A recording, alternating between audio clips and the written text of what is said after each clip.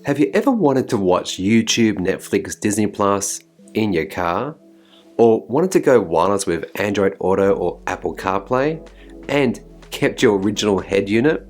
In this video, I'm going to detail how this little marvel, the CarPlay AI box, how it turns your car head unit into this and a lot more.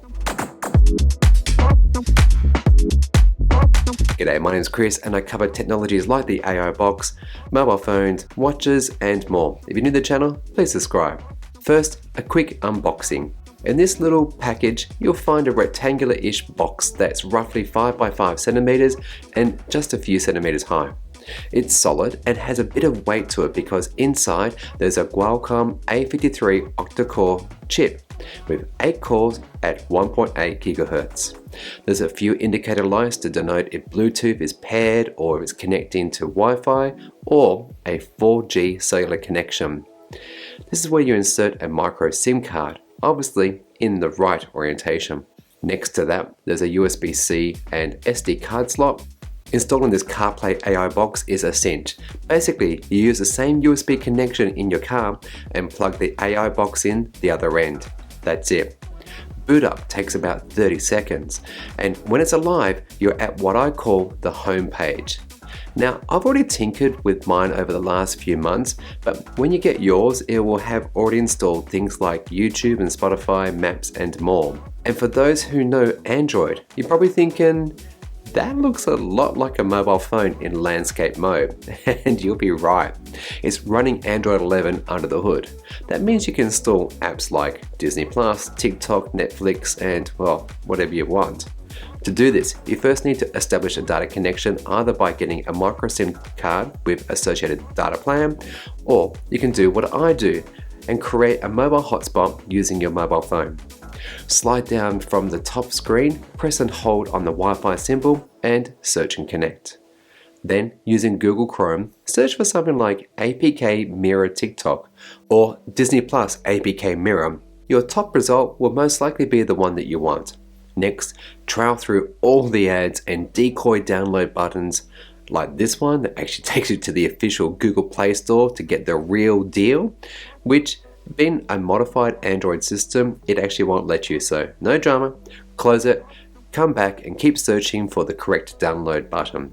Accept any permissions that it asks you, like accessing storage on the unit, then go to the Google Play Store and download APK Mirror. Once done that, open it and again give it permission to access storage folders. Locate the TikTok APK file that you previously downloaded and then click on Install Package.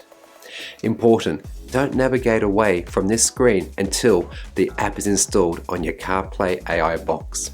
Now you've got TikTok, Disney, Spotify, whatever app you want in your car. Just think of the possibilities. You're out recharging your car with nothing to do, just launch YouTube and enjoy an episode of Cara and Nate. Maybe you're waiting for your kid to finish a shift at a nearby fast food place. Catch up on Netflix.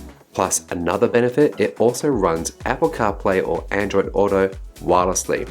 So maybe you want to do some old school gaming with your kid on a road trip.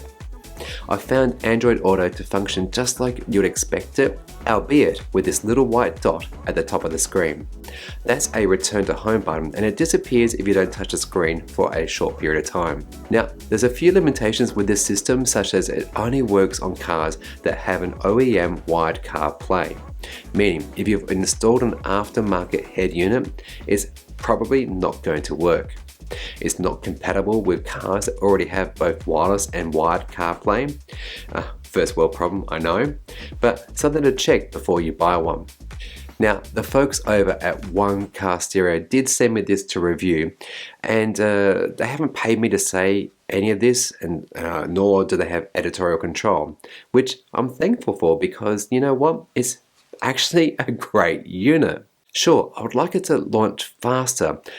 Also, when launching into wireless Android Auto, it too takes some time, meaning that from getting in my car and driving, you're looking at least 1 minute to have the AI box up and running. Another issue, but I think this is on Google's end, was that voice assistant was sometimes hit or miss. I tried to replicate it for this review, but of course, yeah, it worked perfectly fine. So it could be an issue for you. And finally, audio video sync can sometimes be a bit out, which is a problem actually in my MG ZS EV. It's got something to do with the Bluetooth version operating in the MG, and is something that I've always had. Like if I'm watching TikTok on my phone and playing the sound through my car stereo, there's always a bit of a delay there, and this is true for this as well. So it's probably just unique to my car, and maybe you've had the same problem as well. And yeah, I don't think it's an AI box at all. I think for owners out there, they'll soon forgive this little issue because you know what? It's really novel watching stuff in your car with a head unit that shouldn't be able to do it. And yeah, don't do this when driving, folks. This was done in a car park, completely safe. All in all, it's a great unit and something they'll hold on to because there's plenty of times when you're waiting around for someone, and being able to fire up this thing and enjoy a show together is really cool. The guys at One Car Stereo will help you understand if this is something that's compatible with your head unit, so please follow the link below and check them out, and hashtag not an advert.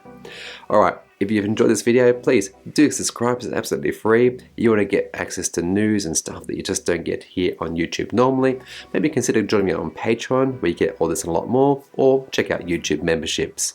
Otherwise, you be good and you be green.